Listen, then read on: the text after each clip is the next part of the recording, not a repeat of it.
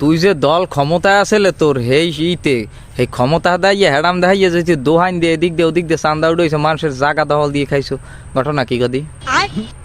ভাই ভাই ভাই ভাই আমি আব্বা লাগে ভাই এইবারের মতন সারিয়ে দেন আর দিব না ভাই। এখন আব্বা লাগি না এ তুই যে বুড়া দুরা কেউ রে সম্মান দাও না এ আর ওর সামনে ওই বিড়ি খাইছো মানে আর গাঁজা গোজা খাইছো হ্যাঁ তুই আনাটা বিড়ি খাদি ভাই আত্মবান্ধা এ হালার পালা তো বান্ধা না থাকলে তুই বিড়ি খাইতে আমার সামনে আরে না ভাই আমি তো কইছেন।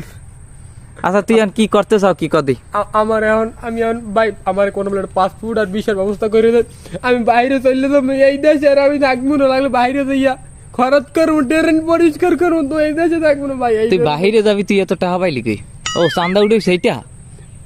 ভাই হয় এইরকমের কিছুই আনলে ওরে হালার পোহালা তোরে জুতাই দিয়ে পিড়ে গিয়া তুই আর মানুষের বাড়ি বাড়ি কামলা দিবি